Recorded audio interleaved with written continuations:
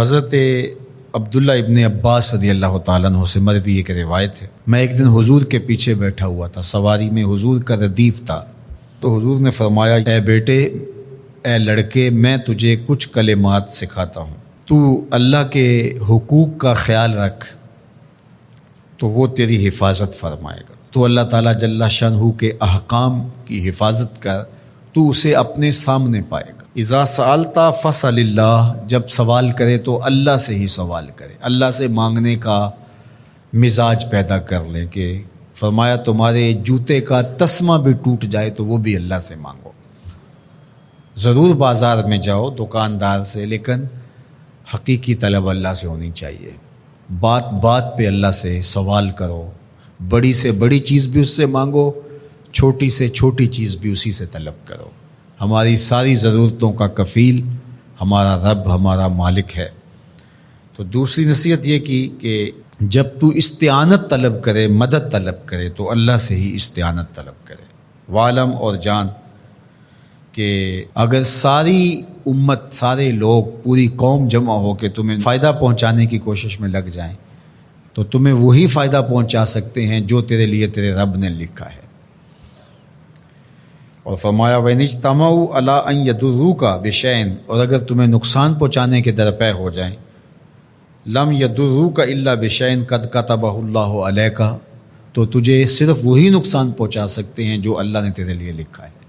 سارا زمانہ بھی مخالف ہو جائے، تیرا کچھ نہیں بگاڑ سکتا۔ ہاں، تیرے مقدر میں اگر کوئی چیز، کوئی بگاڑ لکھا ہے تو وہ ہوگا، اس کا ذریعہ وہ بن جائیں گے۔ تو اس لیے پھر اسی سے مانگو، اسی سے طلب کرو۔ رفعت الاقلام وجفت الصحف، جو لکھنا تھا اللہ نے لکھ دیا، لکھنے کے بعد قلم اٹھا لیا گیا اور جن صحیفوں پہ لکھا تھا وہ خشک ہو گئے، اب کتابیں بند ہیں، تو اس لیے اس نے تیرے لیے جو لکھا ہے وہ ہو کے رہے گا، تو خام خواہ لوگوں سے ڈرنے کی ضرورت نہیں ہے، اور تیرا فائدہ، تیرا نقصان اسی کے دستے قدرت میں ہے، تو اسی سے طلب کر، اسی سے مانگ۔ اور فرمایا تو اللہ تعالیٰ جل شانہ کو رخاء میں، خوشحالی میں یاد کر، یعرف کا فی الشدہ، وہ تجھے مشکل میں پہچانے گا۔ یعنی جو شخص خوشحالی کے دور میں اس کے پاس دولت ہے، صحت ہے، تو اللہ تعالیٰ کو فراموش نہیں کرتا، اللہ اس کی بدحالی کے زمانے میں اس کو فراموش نہیں کرتا۔ وعلم، اور جان، ان النصر مع الصبر، کہ جو مدد ہے وہ صبر کے ساتھ آتی ہے۔ وان الفرج مع الکرب، اور کشادگی جو ہے وہ مشکل کے ساتھ آتی ہے۔